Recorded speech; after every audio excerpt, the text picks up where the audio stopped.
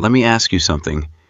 Have you ever wondered if this law, the one where consciousness creates reality, actually applies equally to everyone, or is it only for certain people? Neville Goddard makes one thing very clear in this book. This law plays no favorites.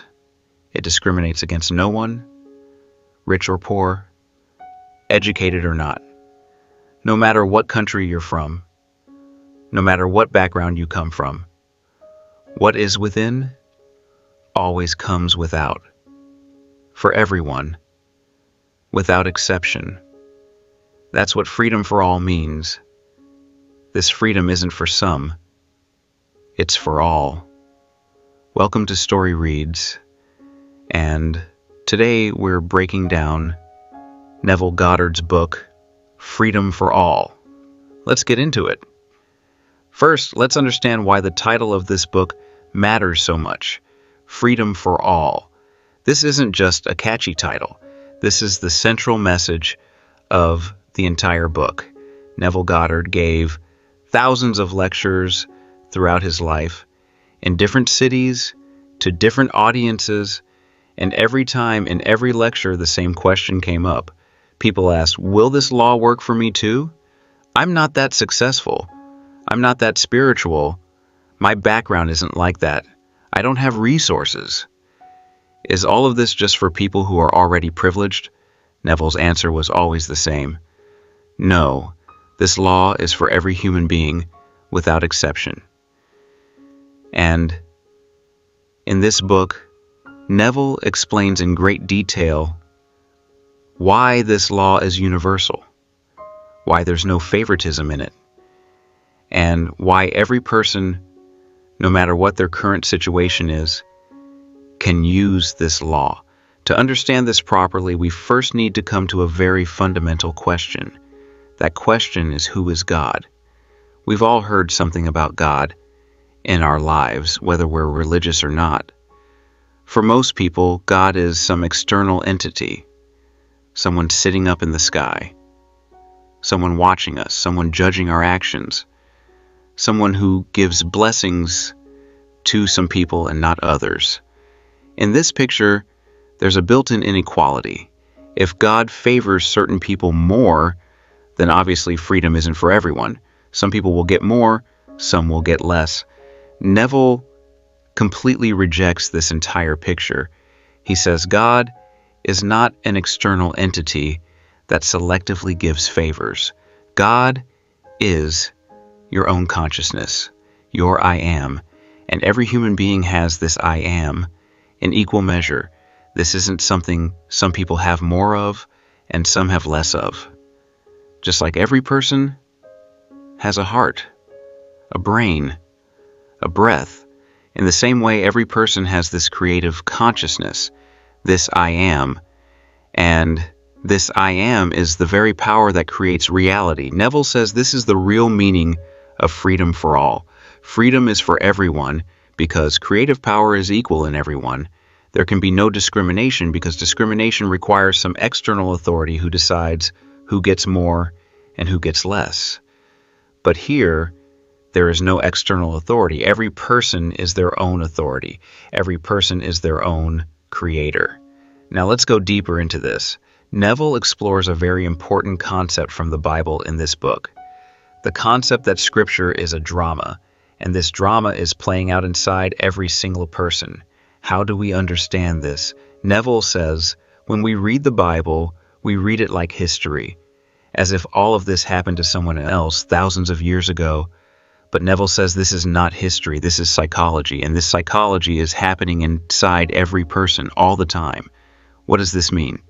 When the Bible says the people of Israel were slaves in Egypt, and then Moses freed them, Neville says this story is your own story.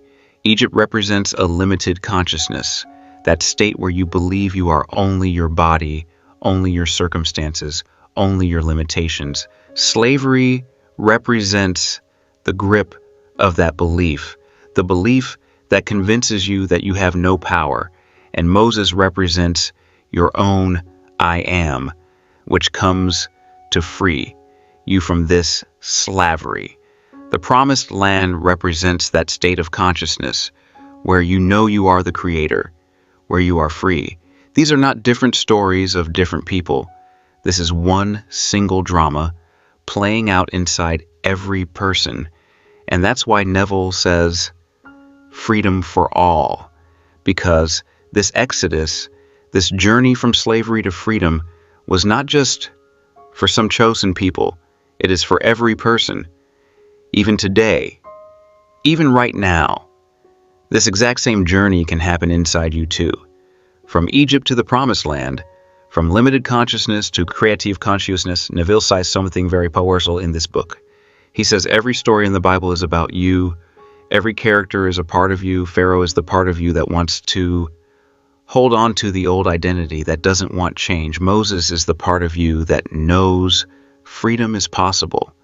The Red Sea is your outer circumstances. They seem impossible. But when you move forward with faith, they give way.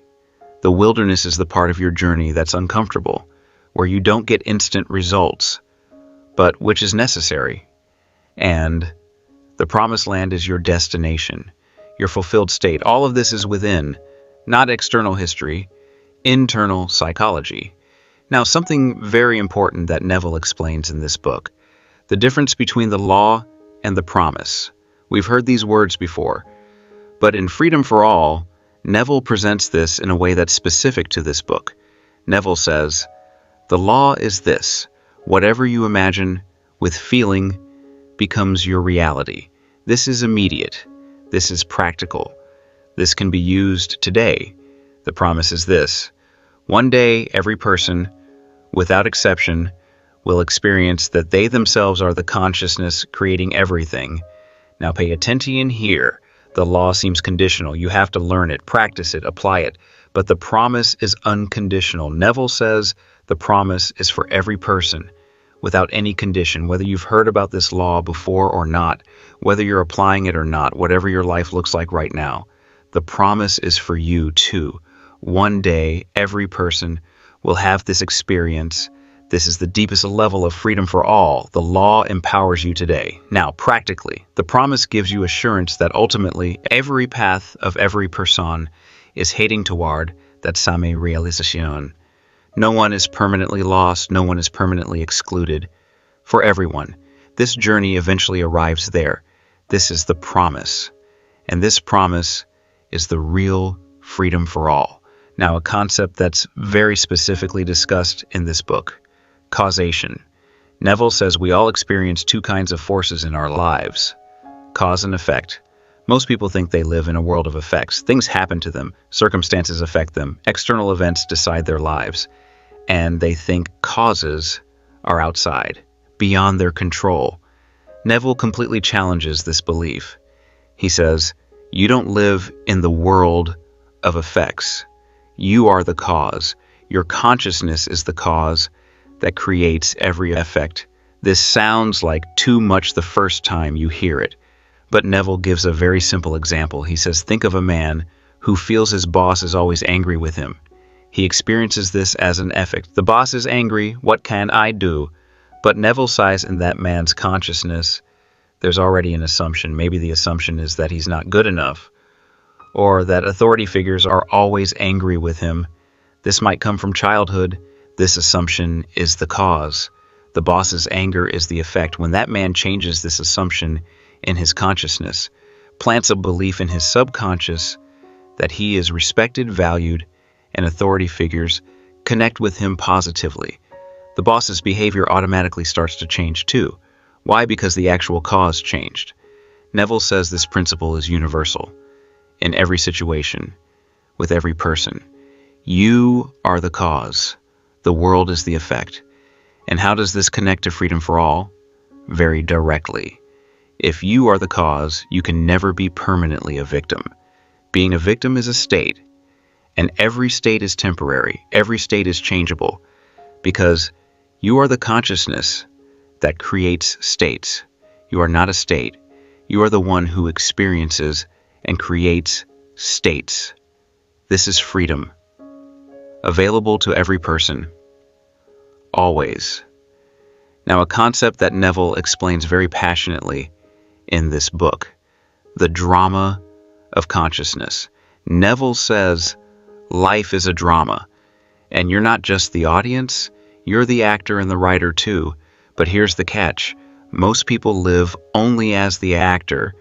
They've been given a script by society, by family, by past experiences, and they follow that script without realizing they're the writer too. Neville says, when you realize you're the writer, that's when freedom begins.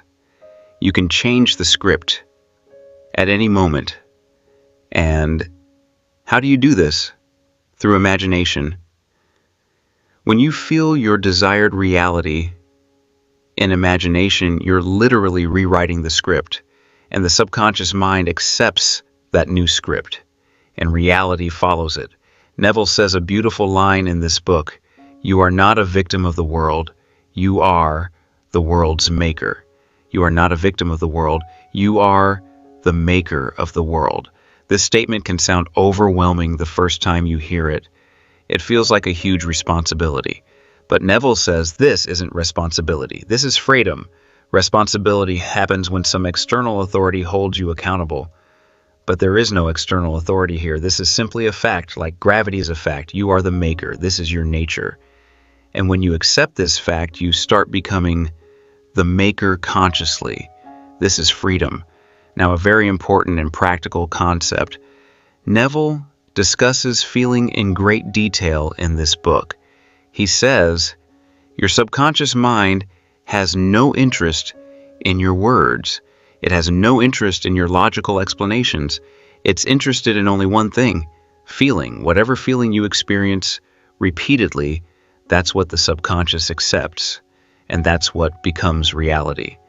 Neville shares a very interesting observation.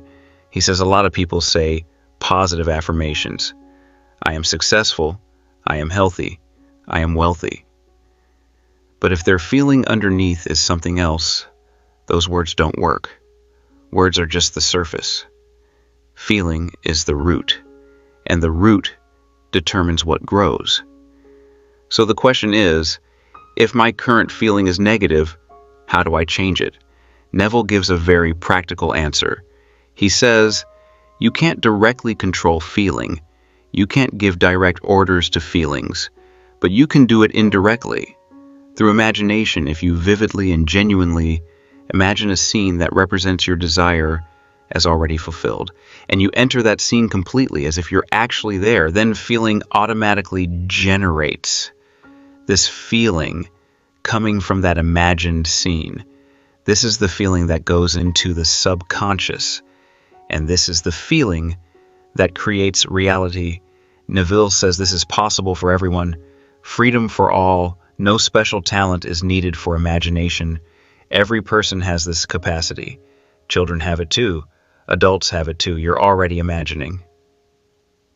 Every day. Every moment.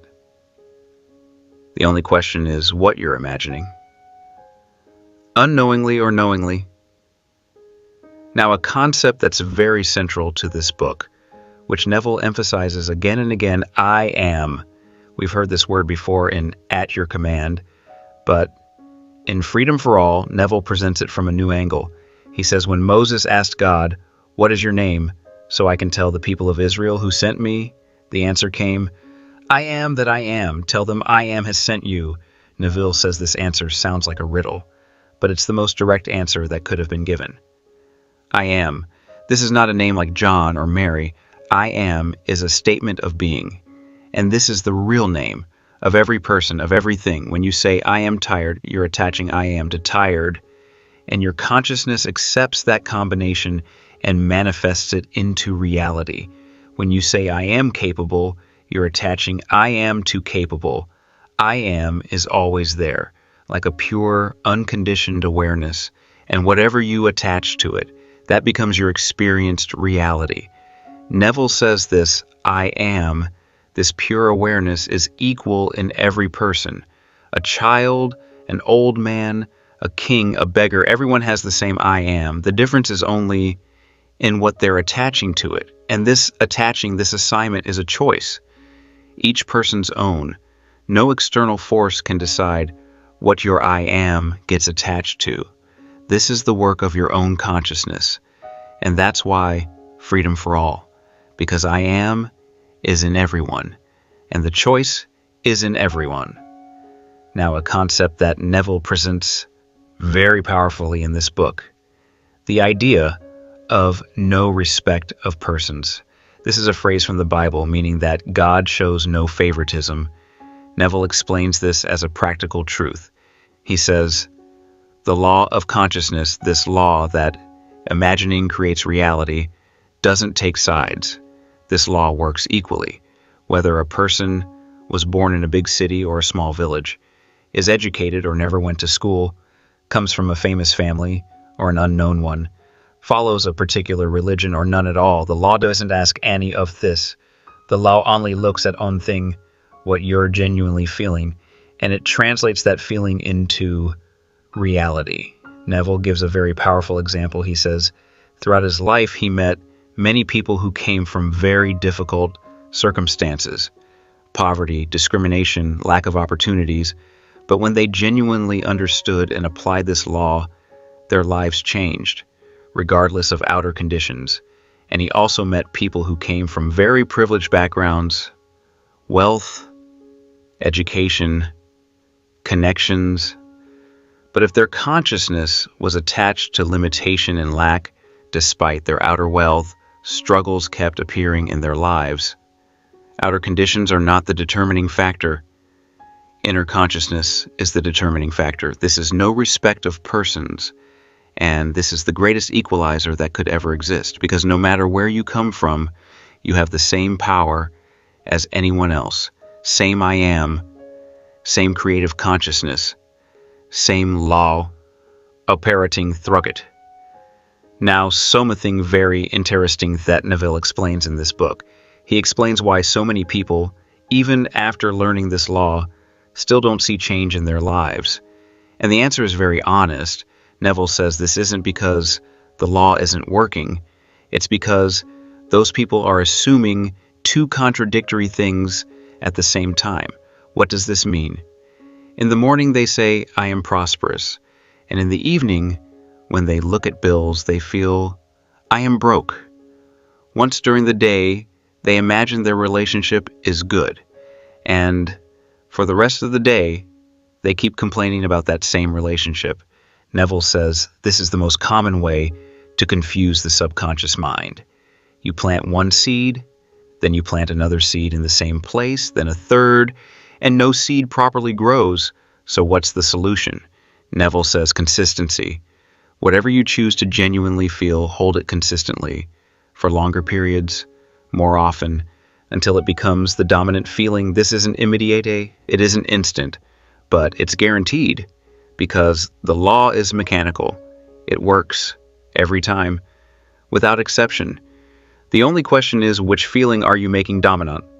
Now, a very practical concept that's discussed in detail in this book.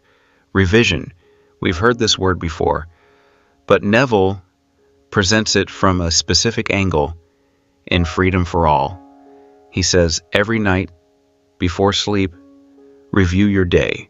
If something happened that you wish had gone differently, revise it in your imagination, as if it happened the way you wanted. Neville gives a specific example. Say someone spoke to you rudely, and you felt bad about it. At night, in your imagination, relive that conversation. But this time, that person speaks to you kindly, and you respond positively. Feel this new version fully.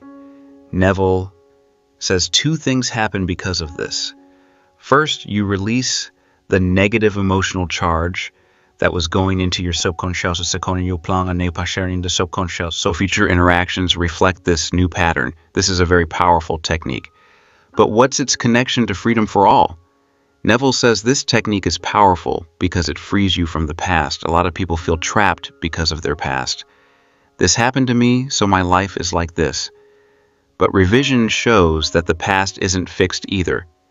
At the level of the subconscious mind, you can reshape the past too. And when the past is reshaped, its emotional grip on you decreases, and a new future becomes possible. Freedom from the past. This is also part of freedom for all. No person is a permanent prisoner of their past. Every person has this freedom to look at, feel, and move forward from their past in a new way. Now, a very important section of this book, which Neville explains with great passion. The concept of be, Neville says most people think in the language of doing. I need to do this so I can become that. But Neville says the correct order is reversed. Be and do will automatically follow. Let's understand this with an example. Say someone become a successful writer. The doing approach would be, I need to write this much every day, make this many contacts, do this many submissions, then I'll become a successful writer. This approach isn't wrong, but Neville says it's incomplete. The being approach would be, first, in your consciousness and your imagination, embody the feeling of being a successful writer. Start living from that identity, from the inside. And when this being is genuinely established, doing follows naturally, with more motivation, more clarity, and more ease, because now you're acting like a successful writer, not like a person trying to become a successful writer. This difference sounds subtle, but is practically huge. Neville connects this to Scripture. He says, when the Bible says, let there be light, and there was light, this is the power of be. It's not, let there become light eventually after effort. It's, let there be, and immediately it was. This is how it works with your consciousness too. When you genuinely be from the inside in consciousness, then outer manifestation is its natural extension, eventually, without forced effort. Freedom for all means every person has this power of being right now, in this moment. You don't have to wait to achieve something so you can be. You be first, and then achievement becomes its reflection. Now, a very deep and important concept that Neville explores in this book: death and consciousness. This topic is perhaps the most profound part of this book. Neville says most people connect freedom only to the limitations of this life. Money, relationships, career. But Neville says the biggest fear which exists inside every person, whether consciously or unconsciously, is the fear of death. And freedom for all means freedom from this biggest fear too. Neville says consciousness never ends. What you really are, your I am, your awareness. This didn't begin with the body and won't end with the body. The body is like a garment, like a vehicle. Consciousness wears that garment for a time and then takes it off. But consciousness itself, that awareness that I am, continues. Neville explains many Bible stories from this angle. The story of resurrection. This isn't just a one-time event that happened with Jesus. This represents the eternal nature of every person's consciousness. Resurrection means realization. Realizing that what you are never dies. Neville says when a person genuinely feels this truth, when the fear of death dissolves from within, a completely different quality of freedom arrives. A freedom that doesn't depend on outer circumstances. A freedom that's permanent. And Neville says this promise is for every person. Freedom for all. Its ultimate meaning is exactly this. Every person, eventually, will reach this realization. No one is permanently excluded from this truth. No matter how much doubt someone is in right now, how much fear, how disconnected they feel. This promise is for everyone. Now, a very practically relevant concept discussed in this book: forgiveness. Neville defines this word very differently from how we usually understand it. We usually think of forgiveness as a moral act. You hurt me, but I forgive you because it's the right thing to do. Neville says this is an incomplete understanding. Real forgiveness means to give for, forgive, give in place of, meaning giving a new image in place of an old limiting one. When someone hurts you, you form a specific image of them in your consciousness. this person is cruel, this person is untrustworthy. And every time you think of that person, this same image activates, and your subconscious keeps reinforcing this image. This situation gets created again, whether with that same person or with someone else, because the subconscious doesn't manifest a specific person, it manifests a pattern. Forgiveness means releasing that old image and planting a new image. Neville says this isn't just for the other person, this is for you. As long as you hold the old image, you keep inviting that pattern into your life again and again. When you genuinely forgive, meaning plant a new image, you become free from that pattern. And this forgiveness isn't just for others, it's for yourself too. A lot of people hold an old image of themselves based on their past mistakes, and I'm the one who made that mistake, I'm the one who failed. Forgiving yourself means releasing that old image and planting a new image, a new I am. I am the one who learned and grew from that experience. This forgiveness frees you from the past and makes a new future possible. Freedom for all. This includes this freedom too. Freedom from your own past mistakes. Freedom from the images you've held about yourself and others. This freedom is available to every person in every moment. Now, a concept that Neville presents very poetically in this book, the single eye. This phrase comes from the Bible. If thine eye be single, thy whole body shall be full of light. Neville explains this in this way: when your eye, meaning your focus, is single, meaning undivided, centered on just one thing, then your whole being fills with that thing. But most people's eye is double, meaning they're looking at two contradictory things at once. They're looking at their desire and also at their current lack. They're looking at their desired health and also at their current illness. This is double vision, and it creates confusion. Neville says, single eye means focusing completely on the desired reality, living in it so completely that current circumstances temporarily can't even enter that focus. This isn't denial. This is a deliberate shift of focus. Like a camera lens, when you focus on one thing, the background blurs. The things didn't disappear, but your focus shifted. When you practice the single eye in consciousness, you completely shift your focus, your feeling, your inner attention to your desired reality. And Neville says, when this genuinely happens, thy whole body shall be full of light, meaning your whole being fills with the feeling of that desired reality. And when your whole being is filled, outer manifestation is its natural reflection. This technique, too, is part of freedom for all. Every person has this capacity to make their focus, their eye, single. This isn't some rare gift. Now let's wrap up this first part with a few very important final concepts.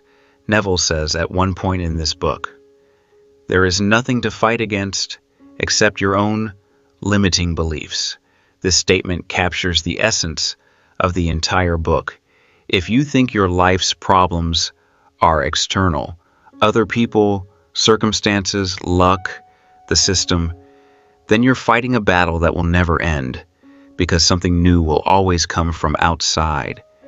But if you realize the real battlefield is your own consciousness, your own beliefs, assumptions, feelings, then you're fighting a battle you can win, because this territory is entirely yours.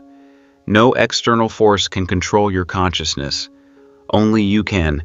This is the greatest freedom, freedom from external battles, and with it, the ability to win the only battle that actually matters, the battle within. Neville says one final powerful thing in this section. He says, you are far greater than you have ever dared to believe. Most people keep their self-image very small. I'm just an ordinary person. Nothing special can happen in my life. I'm not worthy of anything special. Neville says this is the biggest lie any person has ever told themselves. You have within you the same creative power that creates the universe. Your I am is the same I am that's given as God's name in Scripture. This isn't an exaggeration. This is your actual nature. And as long as you keep hiding this truth behind a small self-image, you'll stay disconnected from your real power. The final message of freedom for all is exactly this. Every person, without exception, without discrimination, has this divine creative consciousness, and every person, without exception, has this freedom to consciously use this consciousness. This isn't a privilege that's been given to a select few. This is every person's birthright. So here's the summary of this first part. God is not an external entity, but I am your consciousness equal in every person. Every story in the Bible is a psychological drama playing out inside every person. The law is that whatever you imagine with feeling becomes reality. And the promise is that every person will eventually reach this realization. You are the cause, not the effect. Life is a drama in which you're both actor and writer. Feeling is more powerful than words. I am is equal in everyone. The only difference is what you attach to it. No respect of persons, means the law doesn't take sides. It works equally for everyone. Consistency is necessary. Contradictory feelings cancel each other out. The past can be reshaped through revision. Be comes first. Do naturally follows. Consciousness never ends. This is the greatest freedom. Forgiveness means giving a new image in place of an old one. The single eye means focusing completely on your desired reality. And finally, the only real fight is with your own limiting beliefs, and you are far greater than you ever imagined. There's a very interesting story in the Bible, the story of Joseph. And Neville explores this story in great detail in this book. Joseph was a dreamer. His brothers were jealous of him because their father loved him and because his dreams were big.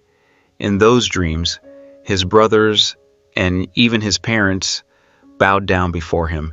His brothers threw him into a pit, then sold him as a slave. Joseph ended up in Egypt, became a slave, went to prison, and then eventually became the most powerful man in Egypt, second only to Pharaoh. Neville says this story is symbolic. Joseph represents imagination, and his dreams represent the assumptions we hold within ourselves.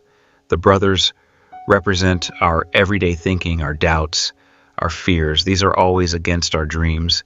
They always say, this can't happen, this is impossible, you need to be realistic. The pit and the slavery represent that period when everything seems to be going wrong, when your dream seems to be moving further away from you, when circumstances seem to be working against you. But Neville says, pay attention in the story. Joseph never forgets his dream. Whether he's in the pit, a slave, or in prison, that dream stays alive inside him. And in the end, that very dream becomes reality. His brothers, the ones who threw him into the pit, end up bowing before him, exactly as it was in the dream. Neville says this is every person's story. When you hold a dream within yourself, an assumption, your everyday thinking, your brothers will stand against it. You'll feel doubt, frustration, and maybe things will even seem to get worse. You'll have a pit experience. But Neville says people who hold on to their dream, no matter what outer circumstances say, eventually see that dream become reality.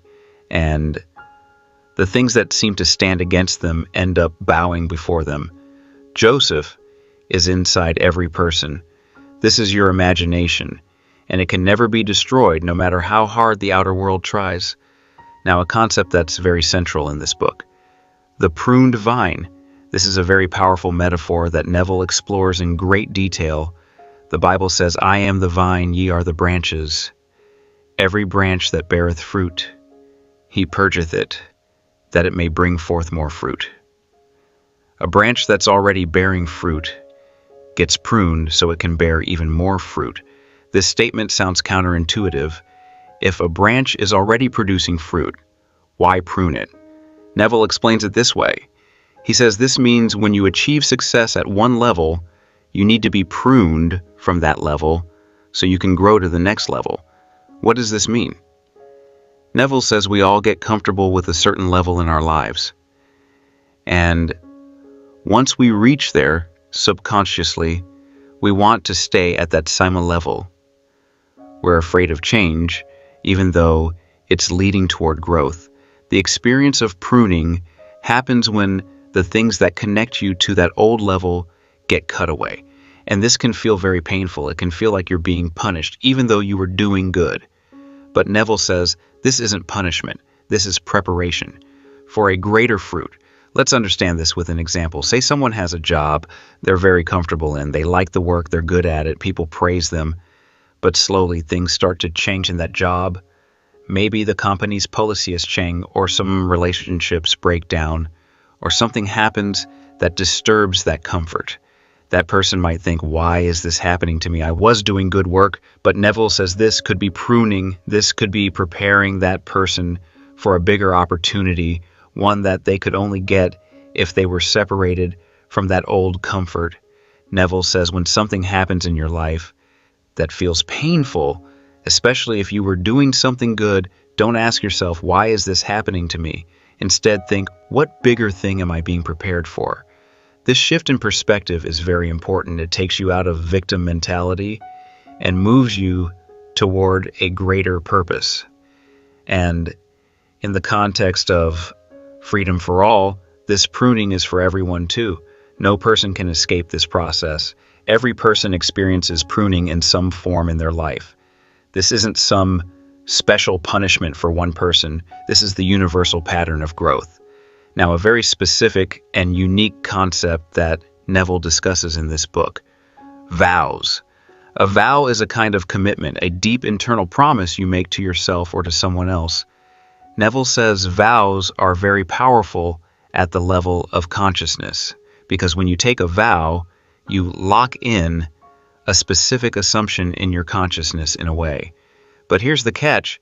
Neville says many times people unconsciously take negative vows. For example, someone went through a painful experience in childhood and they took a kind of internal vow: I will never let myself get hurt this way again. I will never trust anyone again. I will always be alone because relationships only bring pain. This is a vow, and it shapes consciousness at a very deep level. And this vow, even if it's not consciously remembered, continues to shape life year after year. Neville says identifying these vows and releasing them is very important. How do you release them? Neville says, take a new vow, consciously, deliberately. I am now open to trust. I am now open to connection. And genuinely feel this new vow. Start living with it. This overrides the old vow. Neville says every person's consciousness has such hidden vows, which they might not even be aware of. And part of freedom for all is identifying these vows, examining them, and consciously replacing whatever is limiting with new vows. This is freedom. Freedom from your own old commitments, which maybe aren't working for you anymore. Now, a concept that Neville presents very beautifully: the garment of praise for the spirit of heaviness. This is a line from the Bible. To give unto them the oil of joy for mourning, the garment of praise for the spirit of heaviness. Neville explains it this way: spirit of heaviness represents that feeling that makes us feel heavy, stuck, depressed, that mood where it feels like nothing will change, like everything is so heavy, so difficult. And what's the solution to this heaviness? The garment of praise. A garment is something you wear. It's not permanently part of you, but you can put it on. Praise mans gratitude, appreciation, celebration. Neville says when you're feeling heavy, the most counterintuitive yet most powerful thing is to put on praise, like wearing a piece of clothing. What does this mean practically? When everything seems bad, deliberately, on purpose, feel gratitude for the things that are good, no matter how small. Your breath, your bed, someone who loves you, some moment that felt good to you today. Genuinely feel this gratitude. Wear it like a garment. Neville says this simple act has the power to break heaviness, because gratitude and heaviness cannot exist together. They're mutually exclusive. When you're genuinely in gratitude, heaviness automatically starts to dissolve. And this garment is available to every person, in every moment, no matter what the outer circumstances are. This isn't something only available to people whose lives are already good. In fact, the people who need it most are the ones whose lives feel heaviest, and it's equally available to them too. Freedom for all. Freedom from this heaviness too is for everyone, always accessible. Now, a concept that Neville draws from the stories of certain women in the Bible, Sarah, Hannah, and other barren women. In several places in the Bible, a pattern repeats. A woman who is barren, meaning unable to have children, and then she miraculously gives birth to a child. Neville says these aren't just literal stories, they're symbolic. Barrenness represents that state where there's a desire, but it's not producing yet. Whether it's a project, a relationship, a dream, something you want, but that hasn't borne fruit yet. And this can be a very frustrating feeling, especially when you see other people easily getting things that feel difficult for you. But Neville says there's a common element in these stories. These women, despite their barrenness, hold a deep faith. They genuinely believe at a deep level that a child will come. And this faith, this assumption eventually bears fruit, no matter how long it takes. Neville says barrenness is not your permanent identity, it's just a current state. And behind every barren state, a fruitful possibility is hidden. This possibility is within you, no matter what the outer evidence says. In Sarah's story, she was very old when she had her child. Be normal standards, according to the Bible, this was impossible. But Neville says this is exactly the point. Impossibility by outer standards is no obstacle for consciousness. And this principle applies to every barren area, whether it's relationships, career, creativity, or anything else. Freedom for all means no barrenness is permanent.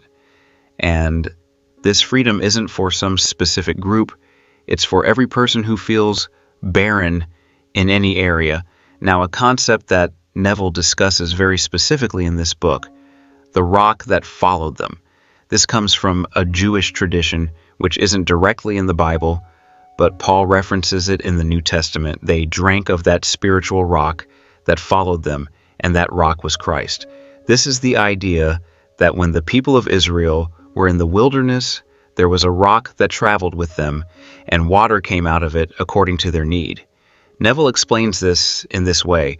This rock represents your own I am, your consciousness, which is always with you, in every situation, everywhere, no matter how much wilderness you're in, however difficult, uncertain, barren the place, this rock is with you. And from this rock, when needed, water can come out. Water represents life, refreshment, sustenance. Neville's point is that resources, solutions, possibilities, these aren't things to be found outside. They travel with you, always through your consciousness. When you're in the wilderness in a difficult period, even then, especially then, this rock is with you. And you can draw water from it. How? The same way, through imagination, feeling, assumption. Neville says this is a very reassuring teaching because it says you're never resourceless. No matter how desperate the outer situation seems, you always have access to that rock, to that I am, which can give you the water you need. And this rock wasn't just historically for one group of people. This metaphor is for every person in every time, including now, including you. Now, a very important concept and a signature concept of this book. Now, Neville emphasizes now again and again throughout this book, and he explains why now is so critical. He says most people place their freedom in the future. When I have more money, then I'll feel free. When my relationship is right, then I'll be happy. When my health is good, then I'll feel peaceful. But Neville says this approach is fundamentally flawed. Why? Because the subconscious mind only understands now. For it, there's no future. When you say, I'll feel free when, the subconscious never understands that when. It only understands the current feeling, which is, I'm not free right now. And this feeling, I'm not free right now, keeps becoming reality again and again because the subconscious only works on now. So making freedom a future condition means permanently postponing freedom, because future never becomes now at the level of the subconscious. What's Neville's solution? Claim freedom in now. I am free now. I am at peace now. I am provided for now, no matter what the outer circumstances say. This isn't denial of outer circumstances. It's simply a recognition that the subconscious can only manifest now, not future. And when you genuinely claim a new feeling in now, that very feeling creates the reality that follows, which will eventually show up outwardly in the future. But at the level of the subconscious, it wasn't experienced as future, it was experienced as now. This is the power of now. Freedom for all means every person has access to this now. This isn't something achieved over time. Freedom is available now, right now, for you, for me, for everyone. The only question is whether you're claiming it or postponing it. Now, a concept that Neville discusses in the context of the Lord's Prayer in this book. The Lord's Prayer is a very familiar prayer. Many people have heard it, whether religious or not. Our Father which art in heaven, Neville explains this from a new angle. He says, Our Father which art in heaven doesn't mean an external Father sitting up in the sky. Heaven represents that part of your consciousness that is beyond physical senses, your imagination, your deeper awareness. Father represents that creative source that lives in that heaven, your own I am.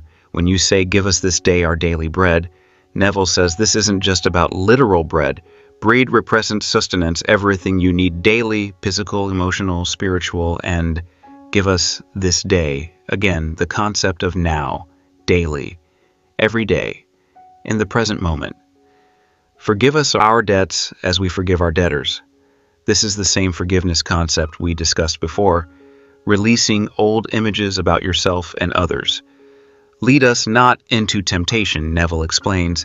This temptation represents that pull that draws you to consider outer appearances more real than inner reality. It's that temptation that says, what you see is the truth, what you feel is the illusion. And deliver us from evil. Evil here isn't necessarily moral evil, but those limiting beliefs and assumptions that shut down your consciousness. Neville says this prayer, when understood this way, becomes a daily reminder of the power of your consciousness. It's not a request to some external power. It's an affirmation of your own I am, and a commitment to use that I am correctly, daily, in now. And this prayer wasn't written for some select few. It's our Father, give us, forgive us, deliver us. Collective, universal, for all. This is another expression of freedom for all. Now, a very important final concept that Neville centers this book on, the wedding garment. This comes from a parable in the Bible. A king organizes a wedding feast for his son. Many people are invited, but one person comes without a wedding garment and is cast out of the feast. This parable can sound strange the first time you hear it. Is it really such a big deal, a piece of clothing? Neville explains this in terms of consciousness. The wedding feast represents that state when your desire is fulfilled, when what you wanted is present in front of you. The wedding garment represents that inner state, that consciousness that matches that fulfillment. Neville's point is, just outwardly arriving at a situation isn't enough. Your inner consciousness needs to be allied with that situation too. Only then can you genuinely enjoy and sustain it. Let's understand this with an example. Say someone suddenly gets a lot of money from a lottery or an inheritance, but their consciousness is still in scarcity and lack. They still think with a poverty mindset. Very often, such people in a short time lose that money because their inner consciousness, their wedding garment, didn't match that wealth feast. Neville says this is why focusing only on outer manifestation isn't enough. You also need to develop that inner consciousness that can sustainably hold that manifestation. You need to put on the wedding garment genuinely, deeply in your consciousness before you can enjoy the feast. And this garment, Neville says, is available to every person. You don't have to buy it or earn it in any external sense. You put it on through imagination and feeling. You consciously choose that inner state that matches your desired outer reality. And when this garment is genuinely worn, then the feast, your desired reality, not only arrives, but also sustains. The final message of this entire book, Ante real meaning of freo for al coescohether from all these concepts, like Joseph, hold on to your dreams, no matter what the outer circumstances are. Don't resist pruning, understand it as preparation for a greater fruit. Identify your hidden vows and replace them with new empowering vows. In times of heaviness, wear the garment of praise. Deliberately choose gratitude. No barrenness is permanent. Fruitfulness is always possible. Remember that rock, your I am, is always with you in every wilderness. Claim freedom in now. Don't postpone it to the future. Make daily prayer a daily reminder of the power of your consciousness. And most importantly, align your inner consciousness, your wedding garment, with the reality you want to create. All of this, every concept, every technique, every truth, is not for some special group. It's for every person, without exception, without discrimination, no matter where you came from, no matter what your life looks like right now, no matter what you've experienced so far. You have the same I am, the same creative consciousness, the same power, and you have the same freedom to consciously use it.